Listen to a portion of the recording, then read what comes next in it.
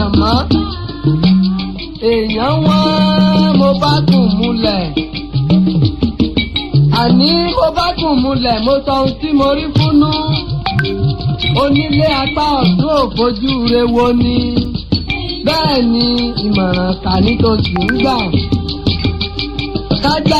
kájáde ní kọ̀ọ̀kan kan lé ń wí asẹ́ta ọ̀tún asẹ́jàn ajú tó sì fìrí ejìrín fà á ẹni àní ó kí ni lẹ́yìn ó bẹ̀gún sọ́wọ́ ẹni tá a gbé ó fẹ́ ni lójú ata ló tún fi sẹ́nu èèyàn tá a bá mú ṣe bàbá ìwọ̀n ló fẹ́ràn ẹni mọ́ èèyàn ò fẹ́ akọ́lé bẹ́ẹ̀ wọn ò fẹ́ àsùn lọ́jà èèyàn ò fẹ́ àlòsọ bẹ́ẹ̀ ni èèyàn ò fẹ́ àwà bísà aráalé ẹni yìí fẹ́ akú wọn ò sì fẹ́ jẹ́ èèyàn re èèyàn yìí fẹ́ lówó wọn ò sì fẹ́ wà lólòsì gbogbo èèyàn tá a bí ni mélòdè wòyí ìmọ̀ràn kà ló kù tí wọ́n ń jáde ni ọmọ bàbá wòyí bí ẹni tẹ́tẹ̀ ní kàkútì ayé lórí.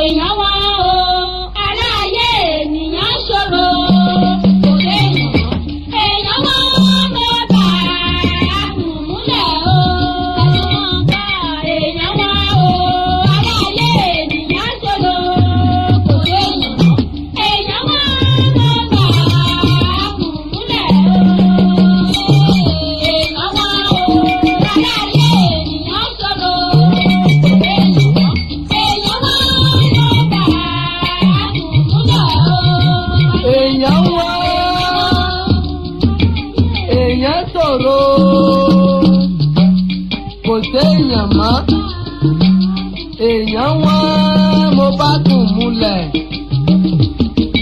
àní mo bá kùn múlẹ̀ mo sọ ohun tí mo rí fúnú onílé apá ọ̀tún òfojú re wo ni bẹ́ẹ̀ ni ìmọ̀ràn kà ní tó sì ń gbà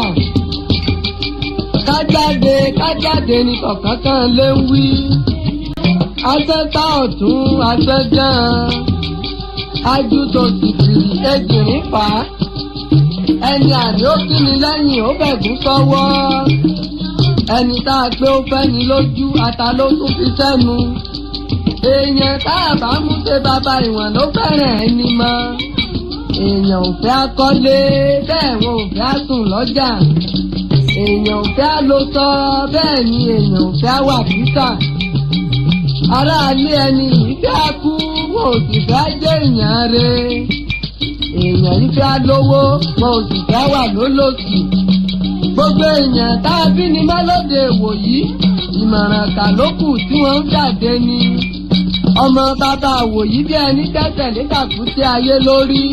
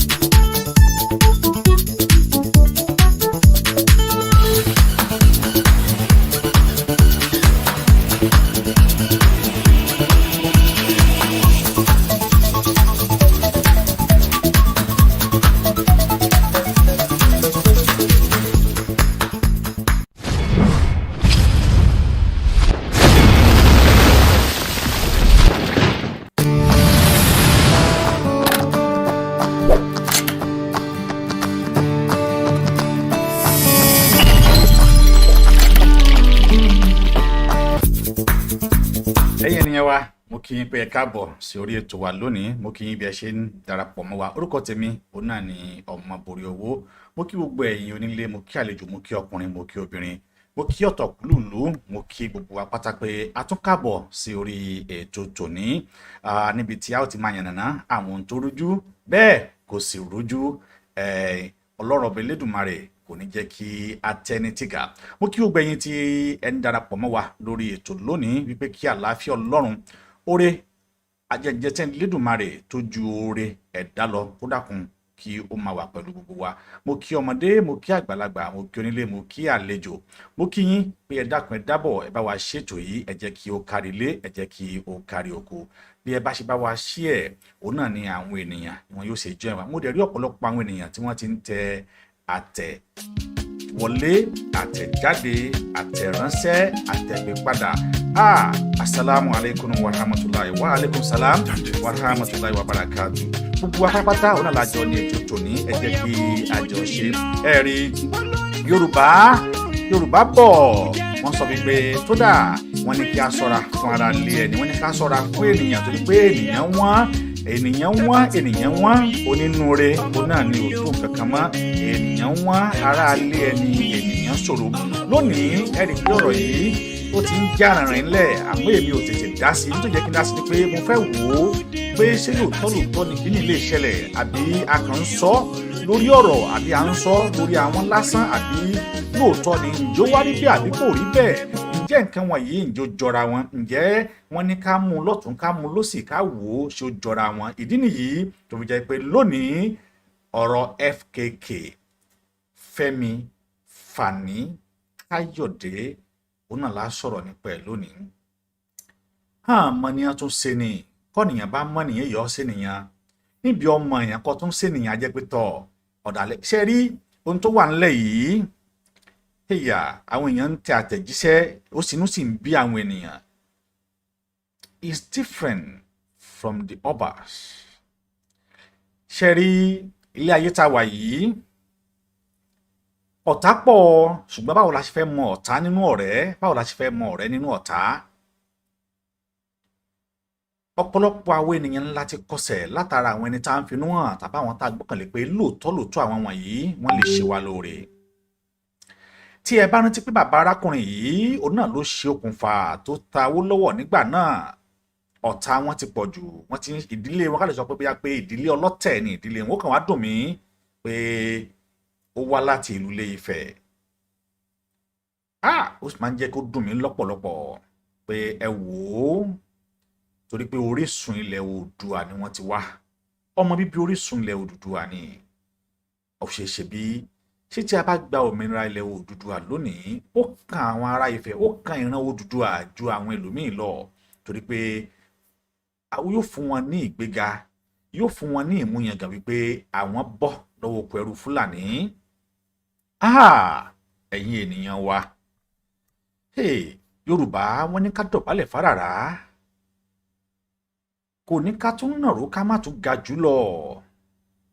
Ẹ rántí pé bàbá arákùnrin yìí òun náà ló ṣe ọ̀tẹ̀ Awólọ́wọ̀ ní ọdún 1965 tó fi jẹ́ igbákejì Akíntọ́lá nígbà náà. Ọ̀tẹ̀, ìrìkísí, ọ̀dàlẹ̀ eléyìí tí a dá wọn mọ́ òun náà nìyí.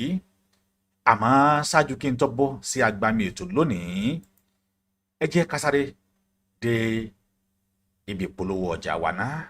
Mo ń bọ̀, mi ò tí ì dé. Kásmọ̀ ni o, kò fẹ́ ralẹ̀ nílé iṣẹ́ wa o, láti ń talẹ̀ Ọlọ́run ló wà o. Fẹ́ni tó dẹ̀ yálé gbé kúrò ní kò tẹ́nàtì tí yóò sì dùn nílé. Kásmọ̀ ni o, kò fẹ́ ralẹ̀ nílé iṣẹ́ wa o, láti ń talẹ̀ Ọlọ́run ló wà o. Fẹ́ni tó dẹ̀ yálé gbé kúrò ní kò tẹ́nàtì tí yóò sì dùn nílé. Alimuda ni o, alámọ̀ni ti dé, iṣẹ́ ọwọ́ mi o, má jẹ́ kó di ìbàjẹ́.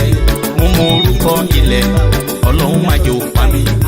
Mo mọ orúkọ tí ń lé jẹ́, má jẹ́ kó pa mí. Kásmọ̀ ni o, kò fẹ́ ralẹ̀, Ọlọ́run ló wà o, gbogbo wa yá. yálé gbé kúrò nípò tẹ́nàntì tí yóò sì dò nílé. Lásán ni ó bó fẹ́ ralẹ̀ bó fẹ́ ralẹ̀ fẹ́ ralẹ̀ ó talẹ̀ ọlọ́run wà ó ẹni tó dé yálé kúrò nípò tẹ́nàntì tí yóò sì dò nílé.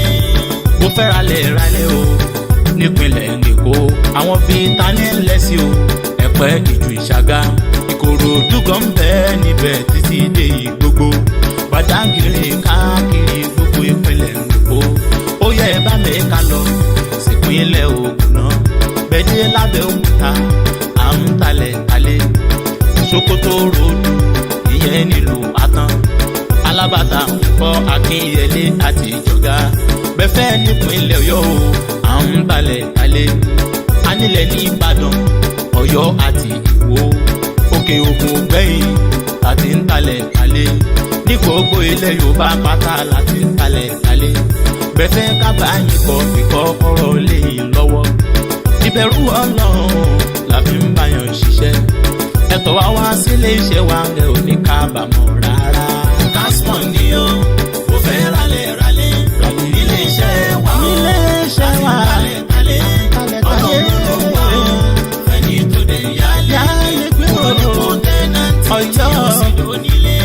Kasmo Home and Properties àti kùtẹ̀ ìjọba olú ilé iṣẹ́ o 324 lẹ́kọ̀ọ́ Elliot bus stop ìyẹn níjú Ìṣàgá iṣẹ́ ti yá ẹ̀ pé wá o káwá báyìí kọ́lé 08082124646 ló bá tán bẹ́ẹ̀ bá ti lè pè wá o ẹ̀yin náà àdónílé Kasmo Home and Properties ọlọ́run ọba lọ́gá. Kasmo ni ó kò fẹ́ ralẹ̀ nílé iṣẹ́ wa o láti ń talẹ̀ ọlọ́run ló wà ó fẹ́ni tó dé yálé gbé kúrò nípò tẹ́nàntì tí ó sì dò nílé. Kasmo ni ó kò fẹ́ ralẹ̀ nílé iṣẹ́ wa o láti ń talẹ̀.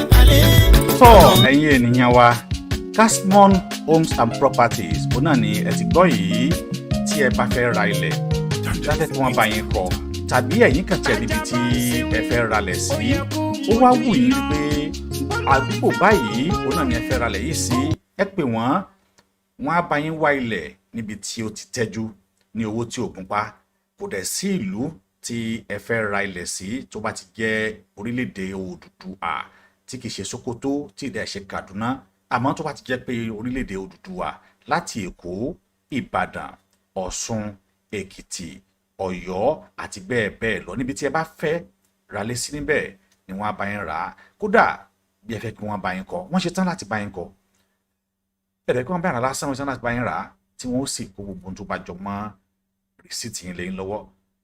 Ìjọba orílẹ̀-èdè location 9 ẹ mọ̀ pé gbogbo ẹnikẹ́ni tó bá fẹ́ ṣiṣẹ́ lọ́wọ́lọ́wọ́ tá a wà yìí ó gbọ́dọ̀ ní ìwé ilé tí a mọ̀ sí CAC lélẹ̀ tí mo ti fi hàn yín pé wọ́n ti fọwọ́ sí iléeṣẹ́ wọn pé wọ́n tún gbangba sùn lọ́yẹ́ láti báyàn ralẹ̀ láti báyàn kọ́lé àti láti báyàn wá ilẹ̀ níbikíbi tí ẹ bá fẹ́ wá ilẹ̀ ẹ kàn sí wọn ní orí ẹ̀rọ ìbánisọ̀rọ̀ wọ̀nyí +234 90 56 93 0408 òun náà ni nọ́mbà lè tí ẹ pè wọ́n sí tàbí kẹ̀kẹ́ sí wọn ní 080 81 24 6466 tó ẹ̀yin ènìyàn wa bíi ti Kasmo Homes and Properties bí wọ́n ṣe jẹ́ nu ẹ sì mọ̀ pé àwọn òkè èèrà tí ò bá lọ́mọ nínú tó gbogbo ẹ̀yin arìnrìnàjò tẹ́ wà ní ilẹ̀ òkèrè ó tó kẹ́yìn náà kí ẹ ṣe nǹkan sílé àwọn wọ̀nyí wọ́n fi ìbẹ̀rù Ọlọ́run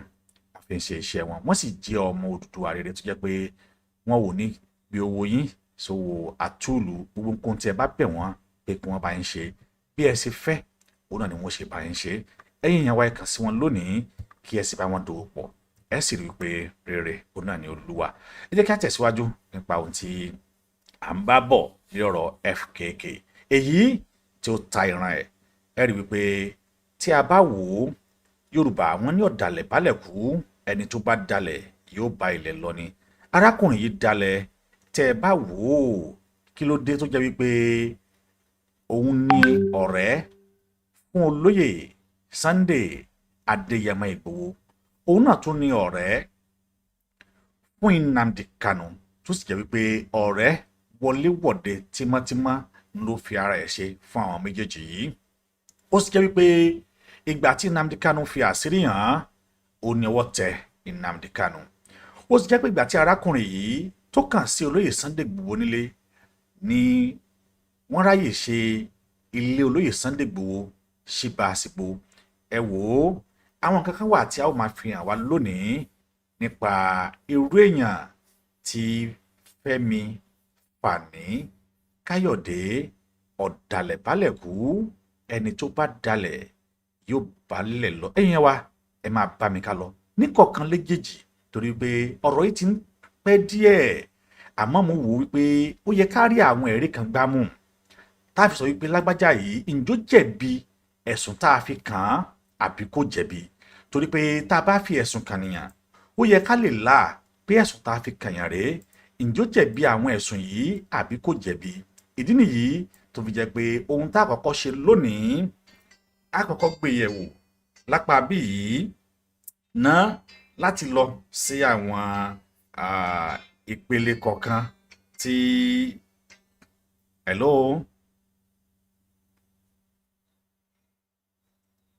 tọ́ọ̀dà àwa lórí program lọ́wọ́ máa pè é padà. All right. Tọ́ ẹ̀yin ènìyàn wa ẹ wò ó ohun tí a máa mú yẹ̀wò lónìí. Ẹ ká kọ́kọ́ wò ó ká kọ́kọ́ gbé láti wájú ká tó wá gbé bọ̀ wá lẹ́yìn. Ní tí mo ṣàbẹ̀ ni pé ẹ má wo ètò yìí ràn, ẹ bá mi share ẹ̀. Ẹ jẹ́ kí àwọn tí wọn ò tí mọ̀, torí pé ọ̀rọ̀ yìí Yorùbá wọn ní tá bá fẹ́ wú igi aburú tí gbòǹgbò òun náà láwù. Ìdí nìyí mo fẹ́ kẹ́ bá mi ṣe ètò yìí ò tí ẹ̀ tí pọ̀ tó, ẹ bá mi share ẹ̀.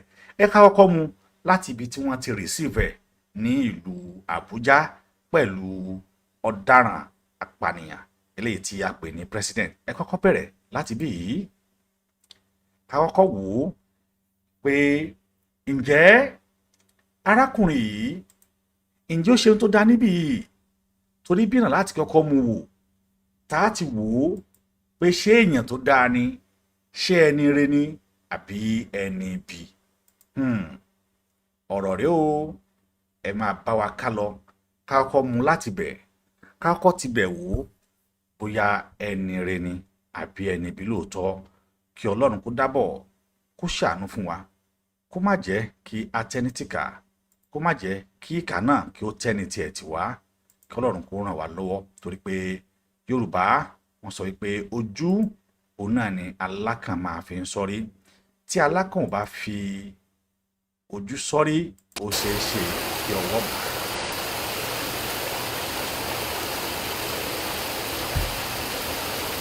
Nígbà tó lọ sí ìlú Àbújá lélẹ́yìí níbi tí wọ́n ti fún ní welcome. Ẹ wò ó, agbádá ẹni bí ò fi dúró, ẹ ò lè rí agbádá ẹni bí kó dó lọ́rùn ẹ̀ láéláé, níṣẹ́ ni ó mọ̀ bọ́, níṣẹ́ ni ó mọ̀, torí pé níbi tó wà yìí ó dàbí ẹni tí wọ́n fi okùn fà á, bẹ́ẹ̀ ni wọ́n á sì fokùn fà á, ohun tó ń bẹ nínú ìka ohun ká ṣe.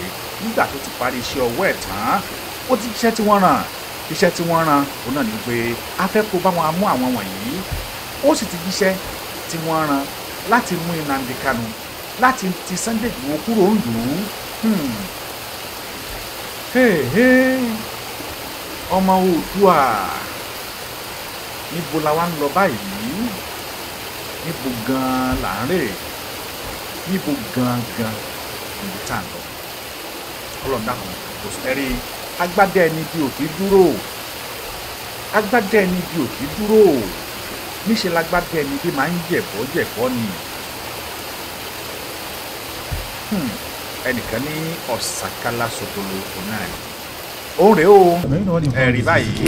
we are here to present our newest member of the party to Mr. President and leader of the party. Chief Femi Fani Káyọ̀dé. He's the newest member of APC. We just received him, and in appreciation and understanding of Mr. President's vision and magnanimity. How did the president receive him? No, he received him very well. And, Mr. President is a magnanimous leader who shares his vision with anybody who is looking towards greater Nigeria. So he's happy and he received him very well. He commended his courage. Why ABC, sir? Well, why not? The point is that I felt that this was the appropriate time to do the right thing, to put Nigeria first, and to appreciate the efforts that have been made, particularly in the last couple of years, in terms of security, fighting insurgency, fighting terrorism, and most importantly, is the appreciation of the fact that we must remain one as a nation, build bridges, work together to move the country forward. The efforts of the governor of Yobe State, the governor of Zamfara State, and a number of others, including the governor of Kogi and a number of others, in their respective states, and in moving this country forward and in helping Mr. President to move this country forward, cannot be ignored. And it's very, very important for us to appreciate the fact that when we see that there are good things that are happening, we appreciate those good things. It's not always negative. And when the time is right, we change direction to join forces and join hands to move the country forward. And doing this doesn't mean we're enemies to anybody. All of us, even if we're in another party, the PDP or any other party or any other group, we can still work together across party lines, regional lines, ethnic lines and religious lines. The most important thing is for us to understand and appreciate the fact that Nigeria must not disintegrate, and those that want us to end up fighting one another in a war will be put to shame. And there are people that think like that, and that is what informed me to come here to meet Mr. President. He was very gracious, he was very good to me today, spoke so well, and it's an honor for me to be here, and we will move the country forward together. How do you think your former party, the PDP, will receive this? Well, that's left to them. I have many, many friends in the PDP.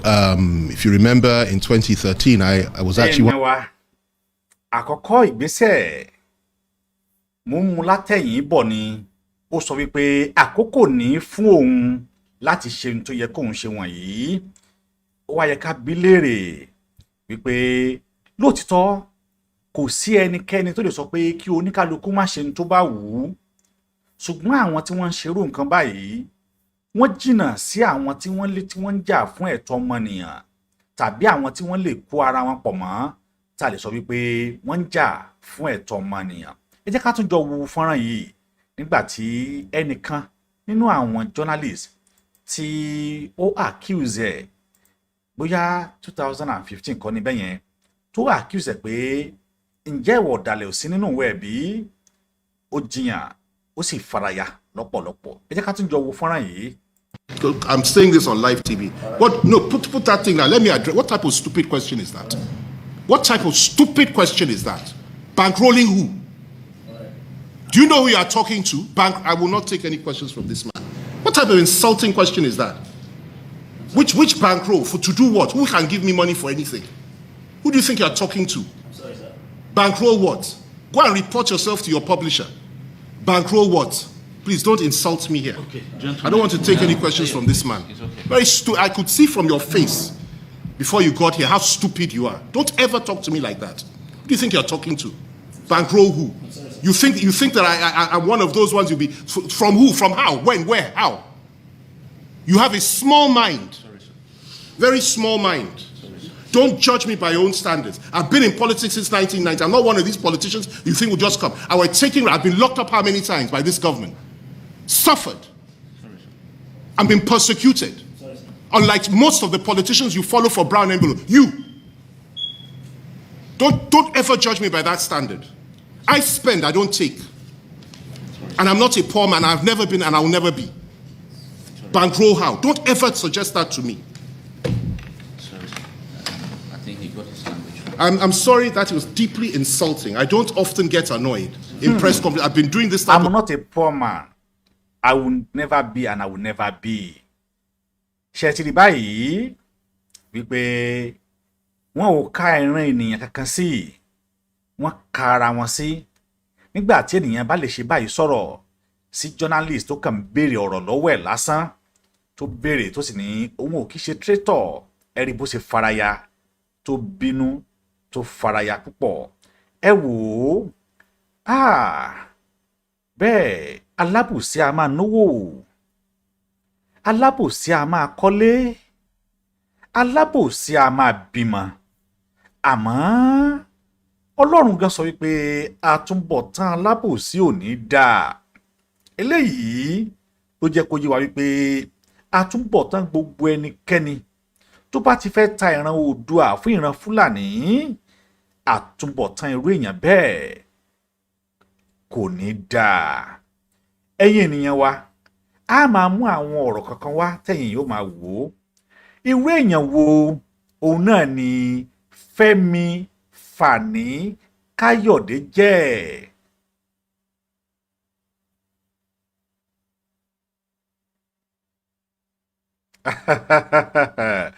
Ẹ dákun, Stella Òjó ta lẹ̀ ń bá wí? Stella Òjó tọ̀, ẹ̀yin náà wò ó, irú èèyàn wo ni Fẹ́mi àbí ṣe Fẹ́mi Fani Káyọ̀dé, irú èèyàn wo ló jẹ́? Irú èèyàn wo ni Nnamdi Kanu pé? Ẹ̀yin ẹ jẹ́ ká lọ sọ́dọ̀ Nnamdi Kanu ká lọ gbọ́ irú èèyàn tó pé ẹni tí arákùnrin ọ̀dàlẹ̀ yìí, irú èèyàn tó jẹ́, ká tún wá máa mú bọ̀ ní kọ̀ọ̀kan. Ẹ̀yin ènìyàn wa, àtúnbọ̀ ẹ tún bá wa wílé ìwò. My name is Nnamdi Kanu. I lead the indigenous people of Biafra, and also I am the director of Radio Biafra and Biafra Television. And my job and my duty is to serve the people of Biafra up until the restoration of the stolen sovereignty of Biafra land is restored, and also to an extent to also serve Nigerian youths as well. I think since the whole protest started, we have been serving them very diligently every morning and every evening, and it is something that we should be able to continue into the foreseeable future, or until all the demands made by the young people are met by Asarok. That I'm sending my special thanks to two people. One of them I can mention publicly, the other would not want me to mention him. And the first is Femi Fani Káyọ̀dé, my very dear friend. Ẹ̀yin ni ẹ wá, mo dúró níbí. Ẹgbọ́n tí Délé Muhammadu sọ, ó ní òun fún àwọn méjì kan ní kudos láti rí wípé òun rí àǹfààní láti get in touch pẹ̀lú Nnamdi Kanu. Ó lóun fún Fẹ́mi Fani Káyọ̀dé ní kudos. Ó sọ gbólóhùn yìí, ẹ bá wa mi dé, ẹ wá wò ohun tó tún sọ lẹ́yìn ẹ̀. Brother, I contacted him because I knew there is a special bond between the two of you, and he contacted someone else who. Ó náà tún wá contact ẹnìkan tó mọ̀ pé wọ́n tún súnmọ́. Ẹni tó bá mọ̀ ní jù, ó náà ló máa ń ṣe ni. Contacted you, and I want to say thank you to both of them so they know themselves. What is the relationship between you and Femi that every time I see that you are in the same direction? He is very brave. Délé Muhammadu sì bọ̀rọ̀ jẹ́. Ó ní wípé kí ni tó ṣe tó so special láàrin òun àti Fẹ́mi Fani Káyọ̀dé. Òun rí wípé àwọn méjèèjì wà ní the same direction. Èèyàn wọn, ará ayé ènìyàn ṣòro, kò séèyàn mọ́. Júdásì, òun náà ló máa fi Jésù Kristi hàn. Ènìyàn wọn. Tó ẹ jẹ́ ká gbọ́ bí Nnamdi Kanu ṣe ròyìn Júdásì of his own time. He is urbane, he is polished and very erudite. He is a scholar and a conscientious one at that. You know, in Nigeria, you have scholars, people who just study for the sake of it, people who just read for the sake of it. He practicalizes what he understands to be humanity. And that is why I love him, I respect him, and I call him a brother. He epitomizes what any intellectual should aspire to be. You intellectualize that is very true or very good, and then you must have a human side to yourself. He is de-tribalized, as you well know, and I'm sure that in time to come, he will have a very great role to play, if not in Ududuwa, but also in Biafra. If Biafra were to come tomorrow, I will take him. And I'm sure that he will have a lot to contribute in making Biafra a better place for everybody to be in. So I have not only love for him, but also have regard for him. So, only ti Biafra bá ṣẹlẹ̀ lọ́la. Ẹ fọwọ́ pa orí mi yẹn. Ẹ bá fọwọ́ pa orí. Ẹ bá fọwọ́ pa. Ó ní tí Biafra bá wáyé lọ́la, ó lòun ṣe tán láti mú Fẹ́mi Fani Káyọ̀dé FKK. Ó ní òun ṣe tán láti mú kó wá darapọ̀ mọ́ ìjọ ti Biafra nítorí pé òun rí gẹ́gẹ́ bí ẹni tó jẹ́ pé ó mọ ohun tó ń ṣe, ó gbọ́n nínú, ó sì gbọ́n lẹ́yìn, ó sì fẹ́ràn Olúwa o, mo dátọ́ mo wá gbé tọ́ yẹn mi torí pé mo wò ó pé ṣe lóòótọ́ ó ní Fẹ́mi Fani Káyọ̀dé.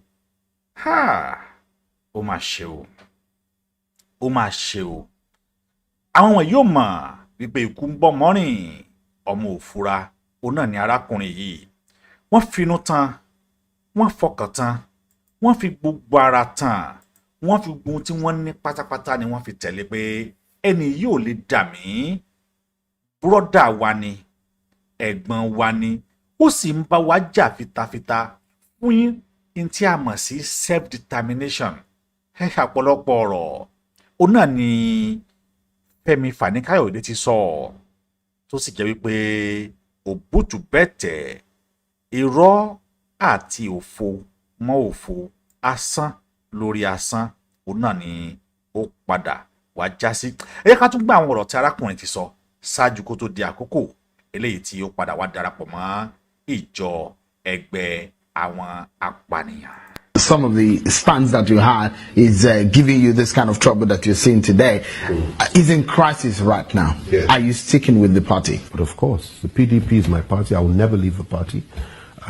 You're never considering going back to the APC? I would never. The APC, absolutely out of the question. Until kingdom comes, until Jesus returns, that will never happen. But you left the PDP for the APC. Well, we've discussed that on many occasions. I've told you my reasons for doing that at that time. I was not happy. Some of the stands that you had is giving you this kind of trouble that you're seeing today. Ó ní títí Jésù ó fi dé, ó lóun ò ní darapọ̀ mọ́ APC. Ìyẹn kọ́ tó ní gbólóhùn tí arákùnrin tún sọ. Ó tún sọ gbólóhùn kan tó jẹ́ pé ó ní agbára tí mo fẹ́ kí ẹ̀yin ènìyàn, mo fẹ́ kí ẹ̀yin abiyamọ òtítọ́ tẹ́ bá ń bẹ lórí ètò yìí tẹ́ sì rò pé lóòótọ́ ẹ ń dúró sórí ètò yìí láti pé kí ìran Oòduà kó tẹ̀síwájú ni. Gbogbo ẹ̀yin tẹ́ bá ní àṣẹ lẹ́nu pátápátá, mo fẹ́ kẹ́ bá mi fi àṣẹ sí ọ̀rọ̀ yìí. Nígbà tí onítọ̀hún bá ti wá béèrè lọ́wọ́ ẹ fàṣẹ sí i, torí pé Yorùbá wọn ní fúnra rẹ̀ nìkọ́ ló máa ń fi ẹnu ẹ pé ohun tí yóò padà wá ṣẹlẹ̀ sí. Ìran Yorùbá jọ̀wọ́ la tó fẹ́ bọ́ lọ́wọ́ ọ̀dàlẹ̀, jọ̀wọ́ la tó fẹ́ bọ́ lọ́wọ́ ẹni tó mani tó ń ṣe ni. Arákùnrin sọ pé tí òun bá darapọ̀ mọ́ APC, ó ní I would rather die than to go back to the APC. Èmi kọ́ ni mo sọ bẹ́ẹ̀, búrọ́ Fẹ́mi Fani, ṣé Gani àbí Fẹ́mi Fani Káyọ̀dé òun ló sọ bẹ́ẹ̀. Ẹ gbọ́ ohun tí arákùnrin ẹ̀gbọ́n tó sọ lẹ́ẹ̀kan sí. Some have criticized and they wanted to know that they're saying that maybe you're leaving the PDP is finance related. So I don't expect that kind of ridiculous and absurd question from you, okay? I have never ever lacked in finances. There have been no inducements. Politicians don't move because of finances. If I wanted finances, I would have moved a lot sooner than today. I have struggled and I have fought over the last 6 years more than any of the little monkeys that said what you've just said to me now. And I stand proud and I stand tall. The kind of family I come from, the kind of background I have, finance is never an issue. But of course, this is always the absurd narrative that people with a very small brain and a low intelligence quotient always put out when they feel threatened. And I don't care. You can insult me from morning till night. It means nothing to me. What is important to me is my God and the fact that I'm doing the right thing at the right time. I am considerably more wealthy than most people think, and I don't need anything from anybody. I work hard, I've always worked hard, and I've never lacked anything good. When I was fighting the government, you didn't talk about finances or no finances. Now that I'm not fighting the government, you're talking about finances or no finances. It's an old narrative, it's an old story. It's something that Nigerians, particularly Nigerians from a particular segment of society, like to say about those of us that are in the elite. And I'm not prepared to respond to such rubbish, and I'm surprised you should ask me that kind of question. Why don't you go and ask others no, wait a minute, let me finish. Why don't you go and ask a number of others that same question whenever they defect? It's a very insulting question, and there's no basis to it. So, Editor Farayanibi, very insulting question, but I must give it to you that the power of eloquence that God has given to you makes it even easy for people to understand what you say. And perhaps there's a reason why a lot of people seem to love it when you're explaining yourself and your philosophy. And perhaps the reason why we have to take up some of the things that you have said. One of the things that you said in the past, in 2019, for example, your words, in your own words, he said, I would rather die than join the APC. Ẹgbọ́n, ó ní òun ṣe tán láti kú dan kí òun padà sí orí. Ẹ jẹ́ ẹ bá mi, mo fẹ́ tún ọ̀rọ̀ yẹn gbọ́ kalẹ̀. Ẹ bá mi gbọ́, ẹ jẹ́ ká tún mú díẹ̀ ẹ gbọ́. Ẹ wò ó. Kò sígbà tí mo kú ò ní kú náà tẹ́lẹ̀. Ẹni tó bá ti bá Boko Haram ṣiṣẹ́ papọ̀, ìgbà wo ni ò ní kú? Ó gbàgbé. Òun ti gbàgbé àwọn ọ̀dàlẹ̀ tí wọ́n dalẹ̀ Yorùbá nígbà ayé Àfọ̀njá tí ọwọ́ tẹ̀ wọ́n lágbede méjì Òṣogbo. Ṣé Kúrúnmí àti ta ni mo gbàgbé? Wọ́n ní kí wọ́n lọ bẹ́rẹ̀ kan sí ìlú Ọ̀yọ́. Ọwọ́ padà tẹ̀ àwọn ọ̀dàlẹ̀. Wọ́n ní ká máa mú kan lọ sọ́dọ̀ sọ̀hún. Dájúdájú ọwọ́ padà tẹ̀ arákùnrin náà. Rí bí adìẹ tó ń tọ̀ tàbí tó ń su sínú ìsasùn sàárè ààrẹ ló ń bàjẹ́. Ẹgbọ́n tarakùnrin tún bi léèrè. You said, then I quote. Things that you have said. One of the things that you said in the past, in 2019, for example, your words, in your own words, you said, I would rather die than join the APC. Mo tún fẹ́ tún bí ìtún sọlẹ̀ kan sí. Ó ní I will. He said in the past, in 2019, for example, your words, in your own words, he said, I would rather die than join the APC. In December 15, 2019, you said, and I quote, I'm committed to opposing the APC and those that are in the ranks for the rest of my natural life, and I will never join them no matter what. End of quote. In fact, for those talking about your defection at that time, you told them, you said it was false and insulting. Good. Can I answer the question now? Have Absolutely. you finished the nice quotes? Absolutely. Thank you very much. Let me put this to you. A lot has happened in the APC itself over the last few years. Would you agree with me? You are a political commentator. You know what has happened in the APC. You know what has happened in the PDP. I won't talk about the PDP on this program until they throw a brick at me, then I will respond. I never throw the first punch. I always throw the last. But let's talk about APC. The APC I was speaking about at that time is not the APC of today. The APC of that... Wallahi, bọ̀dá Fẹ́mi orí yín ò pé. Bọ̀dá Fẹ́mi orí yín ò pé. APC ayé ìgbà tẹ̀yìn ń bú APC, wọ́n mọ̀ dáńgbà náà. Wọ́n dá nígbà yẹn torí pé wọ́n sì ń ṣe 4 years àkọ́kọ́ lọ́wọ́ kò tí ì sí ìpànìyàn àti ìtàjẹ̀sílẹ̀. Wọ́n dá nígbà yẹn. Bọ̀dá orí yín burú ni, tó ti rẹ̀ yín ni. Orí ẹjọ́ sórí yín ò burú ṣá, ṣé kò rẹ̀ yín?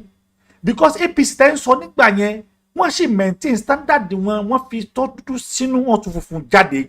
Within that 4 years, nothing like a killing. Wọ́n àti information wọn hàn síta. Nígbà tí bẹ̀rẹ̀ sí ní sọ̀rọ̀ tí wọ́n wá rí wọn gbà náà, nígbà tí wọ́n wá ń pa lọ́tún, tí wọ́n ń pa lósì, tí wọ́n ń pààràn Yorùbá ni wárákùnrin wá rí wọn. Ilẹ̀ ó padà dà yín, gbogbo ẹ̀dá tó bá ti dalẹ̀ ọmọ Oòduà. Ẹ máa gbọ́ lọ. And I'll say it any day, anywhere. The APC of that time did not have the leadership that they have today. Today you have...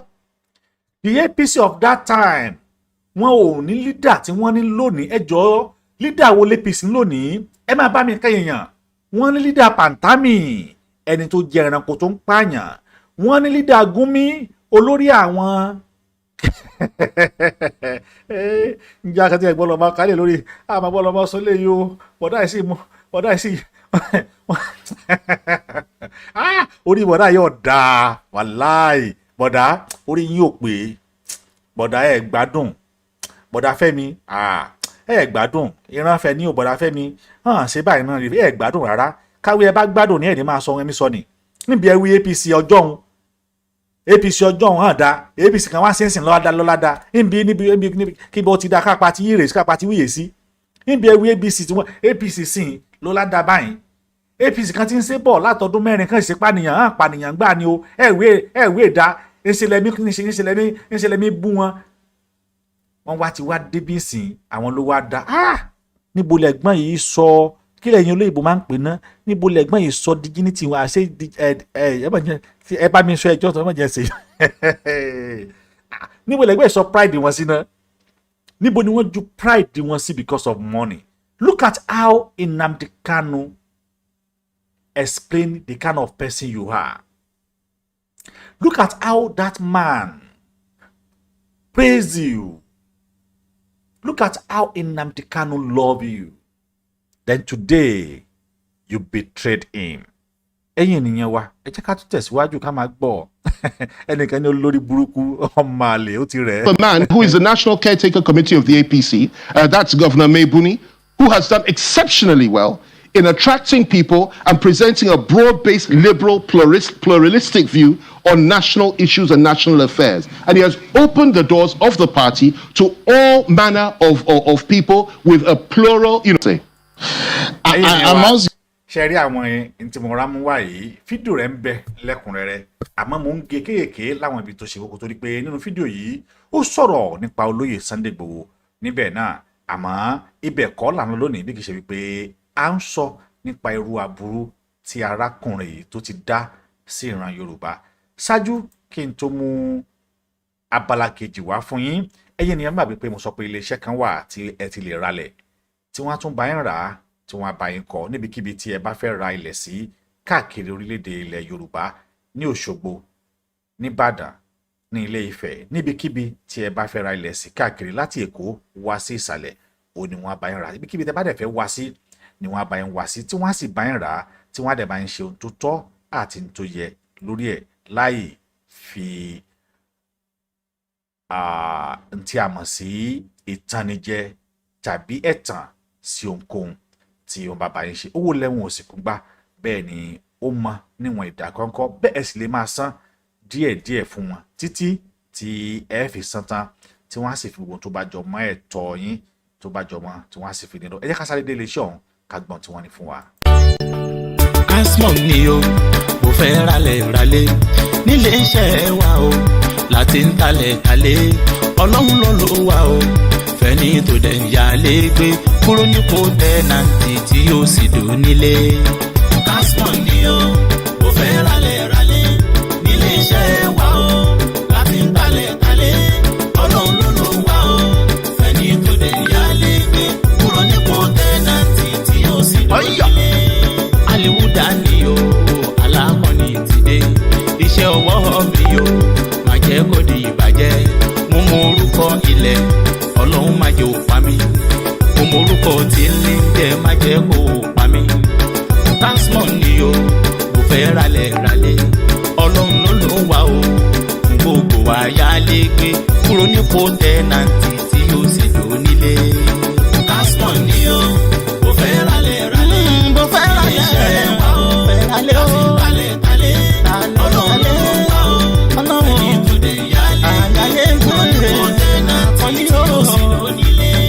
Mo fẹ́ ralẹ̀ o nípínlẹ̀ Èkó àwọn bíi tani lẹ́sí o Ẹ̀pẹ́ Ìjú Ìṣàgá Ìkòròdú gan bẹ́ẹ̀ níbẹ̀ títí dé Ìgbogbo Bàdágìrì káàkiri gbogbo ìpínlẹ̀ Èkó ó yẹ ẹ bá mi ká lọ sípínlẹ̀ Ògùn náà bẹ́ẹ̀dẹ́ Lábẹ́òkúta à ń talẹ̀ Sokoto ròdù ìyẹn nílùú Àtàn Alábà alábàtà fọ akínyẹlé àti ìjọga bẹ́fẹ́ nípínlẹ̀ ọ̀yọ́ o à ń balẹ̀ kalẹ̀ anílẹ̀ ní ìbàdàn ọ̀yọ́ àti ìwó òkè òkun ògbẹ́yìn láti ń talẹ̀ kalẹ̀ ní gbogbo ilẹ̀ yorùbá pátá láti ń talẹ̀ kalẹ̀ bẹ́fẹ́ kábàáyé kọ ìkọ́kọ́rọ́ lé lọ́wọ́ ìbẹ̀rù ọlọ́run la fi ń báyọ̀ ṣiṣẹ́ ẹ̀tọ́ wa wá sílé iṣẹ́ wa rẹ̀ ò ní kábàámọ̀ rárá.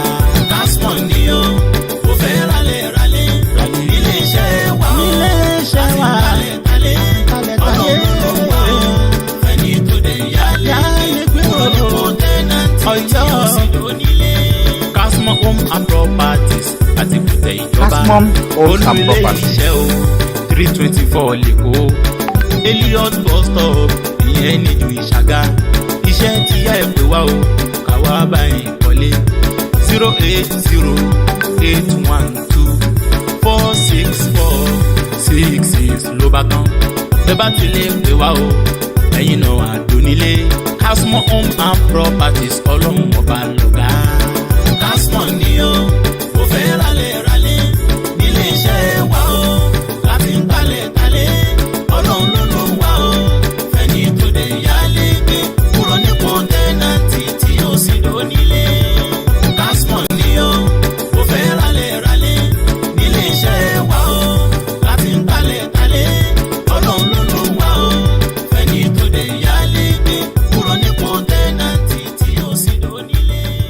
ẹ̀yin ènìyàn wa Casmon homes and property kò síbikíbi tí ẹ bá fẹ́ ra ilé tàbí tí ẹ bá fẹ́ ra ilẹ̀ sí tí wọn ò ti ní bá yín rà á kódà wọn á bá yín mójútó tó dọ̀pọ̀lọpọ̀ wa tí a wà nínú òkè ni pé ẹ̀rù á máa bà wá láti ra àwọn ilẹ̀ nítorí pé tàbí láti fi owó ránṣẹ́ sí àwọn mọ̀lẹ́bí torí pé ọ̀pọ̀lọpọ̀ ènìyàn òun náà ni ojú ẹ̀ ti rí Yorùbá wọn ní ẹni tí Ṣàngó bá ti ojú ẹ̀ wọlẹ̀ wọn ní kò ní bá wọn bu ọ̀yà àkóso àwọn wọ̀nyí mo fi oògùn wọn gbárí torí pé ìbẹ̀rù Ọlọ́run òun náà ni wọ́n fi ń ṣe iṣẹ́ wọn wọ́n sì jẹ́ ìran Yorùbá tí ó yẹ pé wọn ò ní fi gbá kan bọ̀kan nínú mo fọ́ wọn sọ̀yà ni tí mi ò bá fọ́ wọn sọ̀yà mi ò ní máa bá wọn polówó tí wọ́n bá wọn polówó yìí níbikíbi tí ẹ bá fẹ́ ralẹ̀ sí ní ìpínlẹ̀ ní ilẹ̀ Yorùbá níbikíbi ní orílẹ̀-èdè Yorùbá yálà Èkó Ìbàdàn Òṣogbo Ifẹ̀ Ìkirè Ẹdẹ Iléṣà ní ibikíbi tí ẹ bá fẹ́ rà sí ẹ sọ bí tó ẹ fẹ́ rà sí níbẹ̀ gẹ́gẹ́gẹ́ wọ́n á bá yín lọ́bẹ̀ wọ́n á bá yín ṣèwádìí bóyá ilẹ̀ wà níbẹ̀ wọ́n á sì bá yín rà á wọ́n á sì kó ogun tó bá yẹ kí wọ́n ṣe wọ́n á kó lé yín lọ́wọ́ tó ẹ̀yin ènìyàn wa ẹ jẹ́ kí á padà sí ibi iṣẹ́ tí à ń ṣe lọ tó eléyìí ni ọ̀rọ̀ tí FKK tó sọ ní ọjọ́ tó lọ bá olóyè Sunday Adéyẹmọ Ìgbòho nílé ó fún olóyè Sunday Ìgbòho Adéyẹmọ ní àwọn ọ̀rọ̀ àmọ́ nǹkan kan mo fẹ́ kí ẹ̀yin ènìyàn fẹ́ kẹ́ ẹ fi ara balẹ̀ gbọ́ níbí yìí àwọn tí wọ́n wá ṣiṣẹ́ ní ilé olóyè Sunday Ìgbòho wọ́n wà lára àwọn tí wọ́n bá Fẹ́mi Fani-Káyọ̀dé wá ní ọjọ́ tó wá kí olóyè Sunday Ìgbòho nílé ẹ rí wípé tí ẹ bá wo DSS tàbí ká sọ wípé agbófinró tó wà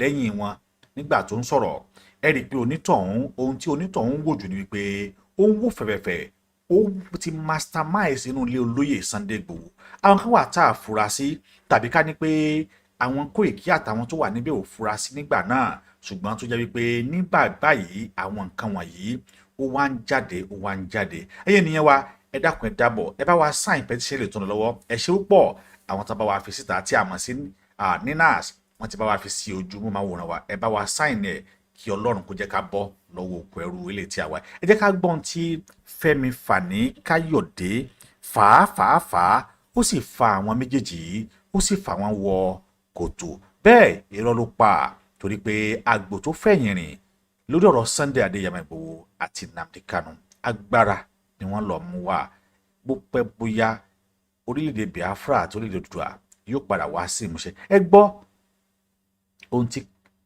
Fẹ́mi Fani-Káyọ̀dé tó sọ fún olóyè Sunday Ìgbòho ẹ̀yin ènìyàn ìmọ̀ràn mi rèé ẹ má ṣe fi ẹlẹ́ran ara ṣe ìgbẹ́kẹ̀lé yín o a máa ṣẹlẹ̀ sí èèyàn èèyàn á sọ wípé ìwà arákùnrin máa máa bẹ tọ́jú àwọn mọ̀lẹ́bí ẹ̀ yóò sì ṣe lóṣù kínní yóò ṣe lóṣù kejì ẹ̀ sì ní rí mọ́ tí màá dogún màá dọgbọ̀n fún ẹ èèyàn á máa sọ bẹ́ẹ̀ tí ẹ ò sì ní rí onítọ̀hún tó yóò sì ṣe é bẹ́ẹ̀ Yorùbá wọ́n ní èèrà ò fẹ́ pòpòrò dénú ṣùgbọ́n ọgbọ́n àti fìjẹ òun náà ni ǹjẹ́ àwa lè sọ wípé Fẹ́mi Fani-Káyọ̀dé nífẹ̀ẹ́ wa débẹ̀ tọkàntọkàn débi tó fi ṣe ìjàmbá fún gbogbo 60 million of Yorùbá arákùnrin yìí ilẹ̀ Oòduà ó mà bí ọ o ẹgbọ́n tó sọ fún olóyè Sunday Igboho ní ọjọ́ tó lọ kí nílé. ìbúra ọ̀tọ́rí bọ́ọ̀lù ọ̀lọ́lẹ̀ mi lọ́dọ̀ gẹ́gẹ́ bí ṣe rí. kò sí láíláí ọlọ́wà kò sí kankan àtọ́. olóyè Sunday Igboho ni ó fi Ọlọ́run búra Ọlọ́run ló ní ẹ̀mí òun bẹ́ẹ̀ sì ni Ọlọ́run ló ní ẹ̀mí ẹnì kọ̀ọ̀kan wa a fi Ọlọ́run búra pé Ọlọ́run ló ní ẹ̀mí wa wípé dandan orílẹ̀-èdè Oòduà yóò wá sí ìmúṣẹ ẹ tún ọ̀rọ̀ yìí gbọ́ lẹ́ẹ̀kan sí i torí pé ọ̀rọ̀ tó yẹ pé gbogbo àti bá ń gbọ́ ó máa ń ṣe mí ní kàyéfì pé ṣé ẹni tó mọ ní tún lè ṣe ni ẹ wo arákùnrin yìí ẹ wo arákùnrin tó wà lẹ́yìn yìí ẹ dákun ẹ bá mi wo arákùnrin tó wọ táì yìí ẹ máa wo arákùnrin ọ̀hún ẹ wo ibi tó ń wò tí ẹ̀yin tí ẹ bá rí fídíò yìí ẹ tún lọ tún wò dáadáa ẹ tún lọ tún wò ẹ rí i pé arákùnrin yìí ó múra bí ẹni tó jẹ́ wípé ara àwọn ẹ̀ṣọ́ aláàbò fún Fẹ́mi Fani-Káyọ̀dé ni àwọn tí wọ́n wá ṣiṣẹ́ ilé olóyè Sunday Igboho àtijọ́ tí máa yìí ti wọlé ni wọ́n ti mọ ilẹ̀kùn tó síta tó sílé nílé olóyè Sunday Igboho kódà n ta gbọ́ ni pé ìkẹ́gẹ́ sọ pé òun fẹ́ tún tọ̀ nù wọn gan lára àwọn ìwádìí tá a ṣe pé ìkan nínú wọn sọ pé òun fẹ́ tọ̀ tí wọ́n sì mú lọ pé kó lọ tọ̀ ní inú ilé Olúwa o ẹni tó mọ̀ mọ́ ni olùmọ̀ padà wá ṣe ni ẹ tún tọrọ yìí gbọ́ dáadáa. ọ̀tọ́rí bọ́ọ̀lù ọ̀lọ́lẹ̀ mi lọ́dọ̀ gẹ́gẹ́ bí ṣe rí. kò sí láíláí ọlọ́wà kò sí. ǹjẹ́ ẹnikẹ́ni tó lè ní ìfẹ́ rẹ̀ bí olóyè Sunday Igboho tó wà bí tó sì lè jáde pẹ̀lú ọlá àtọ́là tó ní. kò dẹ̀ sẹ́ tó máa fi ẹ́ lẹ̀. ẹ gbọ́ bá ẹ tún máa ń tọrọ yẹn gbọ́ pa Fẹ́mi Fani-Káyọ̀dé níbo lẹ́wà báyìí sáàrin wa lẹ́sìn wà ẹgbọ́n tí wọ́n tún sọ lẹ́ẹ̀kan sí ẹgbọ́n tán sọ.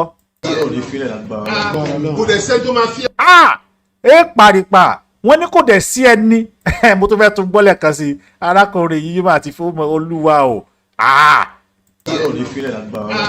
kò dẹ̀ sẹ́ tó máa fi ẹ́ lẹ̀ Ọlọ́run ò ní fi ẹ́ lẹ̀ Ọlọ́run ò ní fi ẹ́ lẹ̀ àmín Ọlọ́run ò ní fi gbogbo ìran ọmọ Oòduà tó bá ṣe tọkàntọkàn lẹ̀ Ọlọ́run ò ní fi olóyè Sunday Igboho sílẹ̀ àwa ganan ò sì ní filẹ̀ bá mi Gani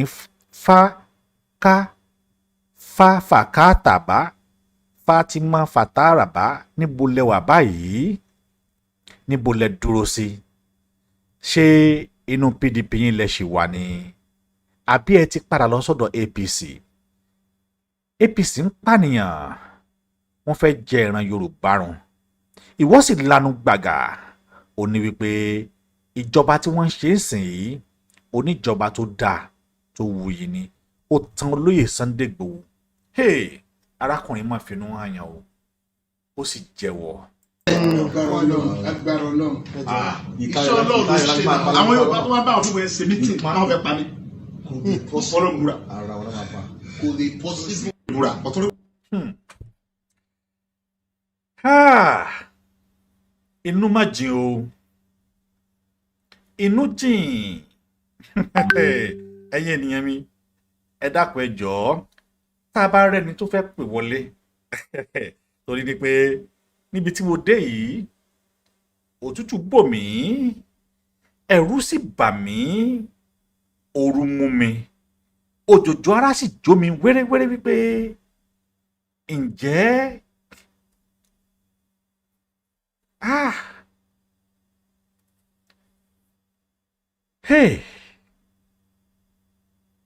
ó mà ṣe o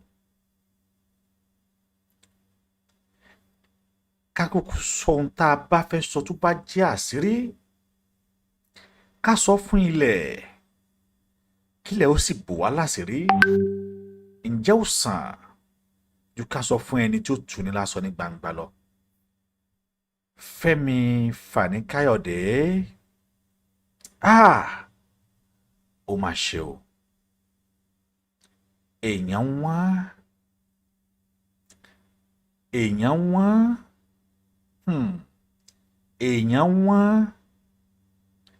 èèyàn wọ́n bí àṣà bàbá wa pé kò séèyàn mọ́, kì í ṣe pé kò séèyàn mọ́ ni tí wọ́n ń sọ,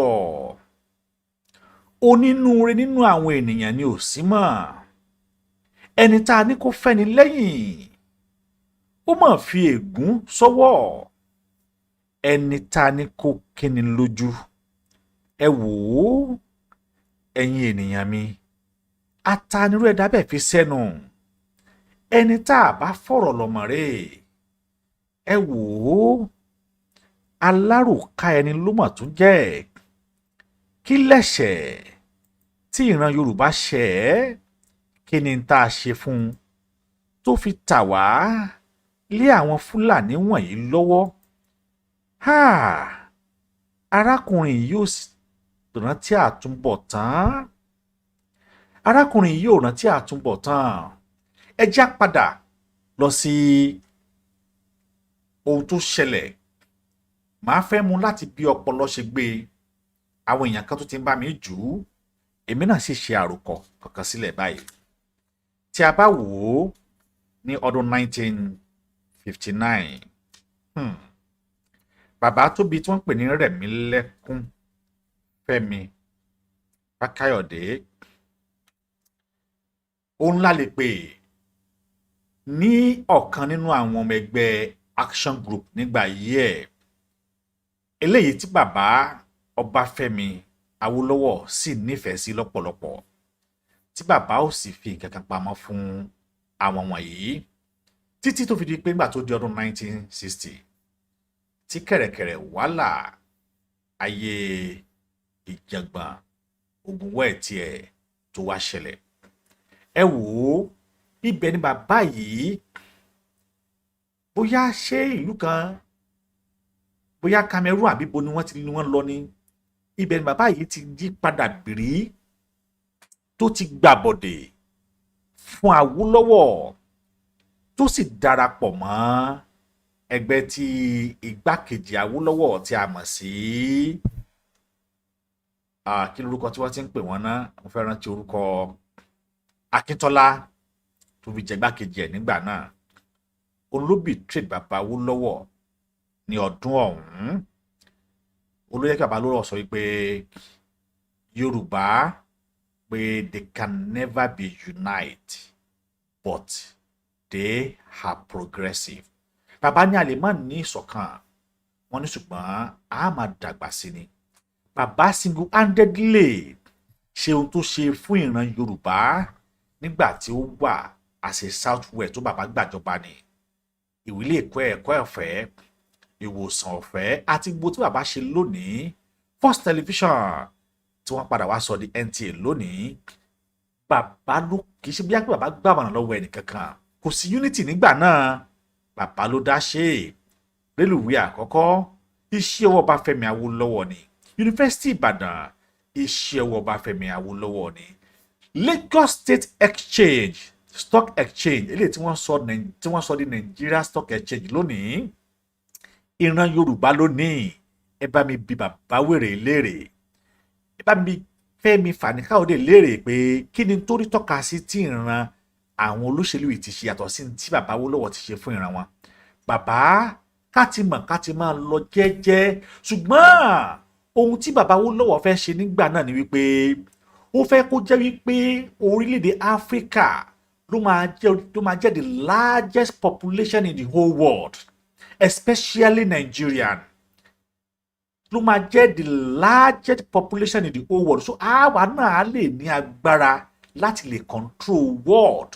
That is aim and objective of bàbá wa Ọbáfẹ́mi Awólọ́wọ̀. Yíbò ò ṣetán láti gba òmìnira, Haúsá ò ṣetán láti gba òmìnira, Fúlàní ò ṣetán láti gba òmìnira, ṣùgbọ́n ìran Yorùbá olùgbà òmìnira fún orílẹ̀-èdè Nàìjíríà torí pé gbàtí Awólọ́wọ̀ tó wà ní Amẹ́ríkà níbi tó ti lọ fún ìlọ́ ló ti kọ́kọ́ bẹ́ẹ̀ kọ ìwé àkọ́kọ́ tó dẹ̀ ti fi hàn pé ẹ jẹ́ kí a dá dúró láìpẹ́ láì jìnnà á tú palẹ̀palẹ̀ àwọn wọ̀nyí ìtàn lérò bàbá wa Awólọ́wọ̀ á tú síta á sì sọ ipa tí bàbá yìí ti kó torí pé bàbá yìí dá ẹgbẹ́ sílẹ̀ eléyìí tí a mọ̀ sí Lagos Youth lónìí àwọn ni wọ́n dá kalẹ̀ nígbà náà ṣùgbọ́n kí ni tí àwọn ènìyàn olórí burúkú wọ̀nyí kí ni tí wọ́n fi san fún bàbá ọ̀hún bàbá ó máa ṣe o ẹ tún wá wò ó ọmọ náà la tún wá bí i ó náà tún wá jẹ́ ọ̀dàlẹ̀ fún ìran Yorùbá ẹgbọ́n tún sọ ó ní a ò ní fi ọ́ sílẹ̀ ó ní iṣẹ́ Ọlọ́run ló ń ṣe ó ní a ó sì dúró tì ọ́ Fẹ́mi Fani-Káyọ̀dé níbo lẹ dúró sí lónìí. ọ̀tún nípa lọ́dún lẹ́ẹ̀mí mi lọ́dọ̀ gẹ́gẹ́ ọ̀dẹ̀ lè ṣe rí. ẹ wọ arákùnrin tó wà lẹ́yìn yìí ẹ wò ní tó ń wò. kò sí kankan àtọ́ Ọlọ́run tó wà pẹ̀lú ẹ tó dẹ̀ dúró tiẹ̀ kò dẹ̀ sẹ́ tó máa fi ẹ́ lẹ̀ Ọlọ́run ní fi ẹ́ lẹ̀ Ọlọ́run ní fi ẹ́ lẹ̀.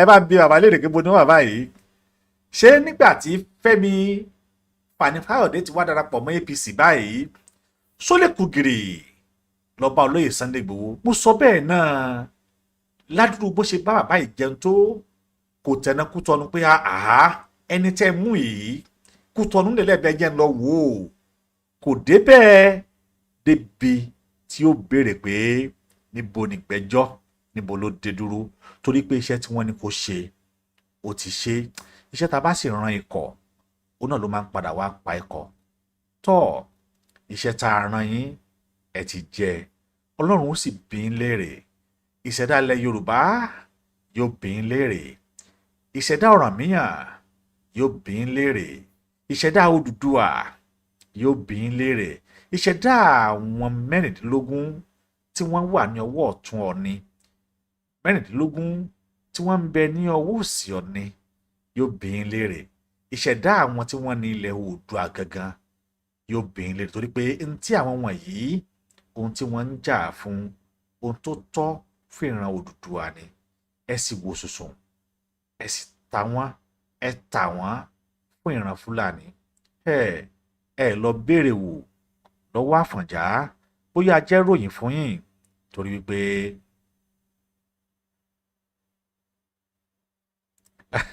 wọ́n ní ẹnìyẹn ní ó ní please zoom the video tó ẹ fẹ́ wo fídíò ọ̀hún kí ó kárí ó dà wọ́n ní kí a zoom the video ẹ béèrè ni a sì dá yín lóhùn gẹ́gẹ́ bí ẹ ṣe béèrè torí pé ó tẹ́ béèrè yìí màá bá yín ṣe bẹ́ẹ̀ wọ́n ní pé kí n zoom fídíò yẹn wọ́n náwọn fẹ́ wò ó màá zoom fídíò yẹn ẹ̀ẹ́dẹ̀ rí wò ó wá ṣeé ṣe kẹ́ mọ̀ wá rí èmi ẹ rí i pé mo ti gbé fídíò yẹn kó mi tó yẹ kẹ́ ti rí nsìn ó wá ṣeé ṣe o kí ẹ mọ̀ wá rí èmi gangan tí ẹ ń wò mọ́ ṣùgbọ́n pé n tẹ́ béèrè yìí á ṣe fún yín á bá yín gbé fídíò ọ̀hún tí ó sì kárí gẹ́gẹ́ bẹ́ẹ̀ ṣe béèrè pé please zoom the video then after let's watch it again.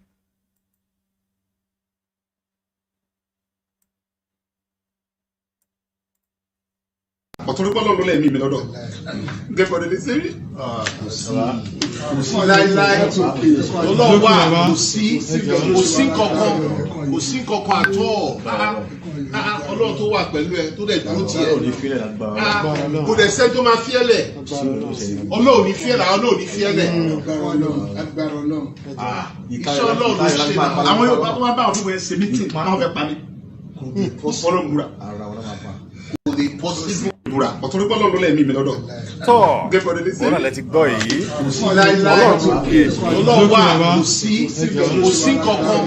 kò sí kankan àtọ́ Ọlọ́run tó wà pẹ̀lú ẹ tó dẹ̀ dúró tiẹ̀ kò dẹ̀ sẹ́ tó máa fi ẹ́ lẹ̀ Ọlọ́run ní fi ẹ́ lẹ̀ Ọlọ́run ní fi ẹ́ lẹ̀.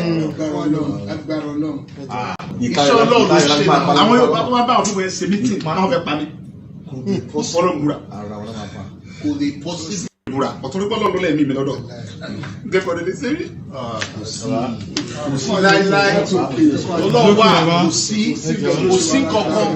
kò sí kankan àtọ́ ọlọ́run tó wà pẹ̀lú ẹ tó dẹ̀ dúró tiẹ̀ kò dẹ̀ sẹ́ tó máa fi ẹ́ lẹ̀ ọlọ́run ní fi ẹ́ lẹ̀ ọlọ́run ní fi ẹ́ lẹ̀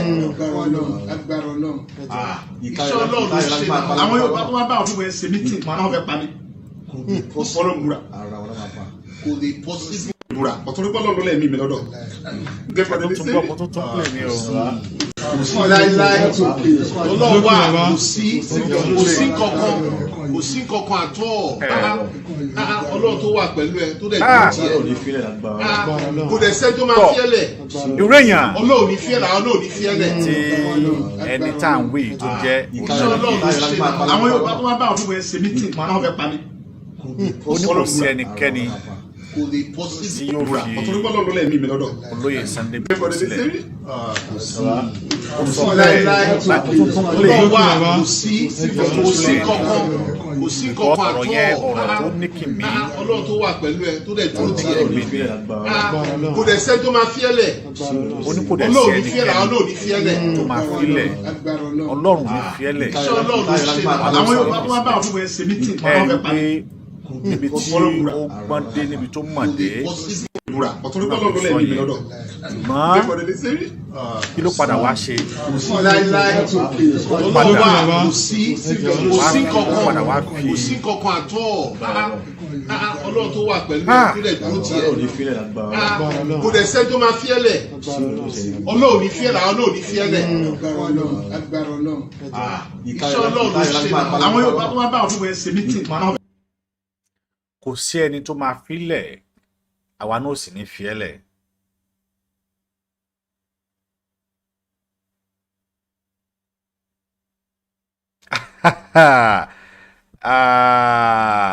Fauba Ọmọlúwàbí ó ní please tell us the story of Femi Fani-Kayode's father. Please, it might not be today. I will do that. It might be only jọ́la. Màá sọ story bàbá ẹ̀ fún yín láti ìpilẹ̀ṣẹ̀ bàbá ẹ̀. We have their stories. Bí bàbá ẹ̀ náà ṣe betray di Ọbáfẹ́mi Awólọ́wọ̀. Story wọn wà. Story wà. Tí ẹni yìí bá lè fún mi ní bóyá mo lè send ẹ̀ ọ̀ kí ẹ lọ wò ó àti post ẹ̀ sórí ẹ bẹ̀ pé tọ́rọ̀ bá ṣẹlẹ̀ àwọn èèyàn tún máa túlé kan tí ò yẹ kí wọ́n túlé kan. A tún ti túlé kan àwọn nǹkan tó yẹ ká túlé kan gan. Ó ṣeéṣe kó jẹ́ pé lọ́la lágbọ́rọ̀ lọ́hùn. A sọ nípa story bàbá ẹ̀ láṣẹ Elédùmarè. Ẹ̀yin nìyẹn wá. Níbí yìí òun náà ni a fi àdàgbà ètò tòní rọ̀ sí títí di ọ̀la tá tún máa pàdé. Mo sọ fún yín pé ó dàbọ̀ ká fìrè pàdé. Kí Elédùmarè kò lágbára Ọlọ́run lọ́la a sọ nípa story bàbá Fẹ́mi Fani-Káyọ̀dé. Tọ́ ẹ ṣé púpọ̀ ẹ pàdé wa lọ́la láṣẹ Elédùmarè. Ó dàbọ̀ ire o.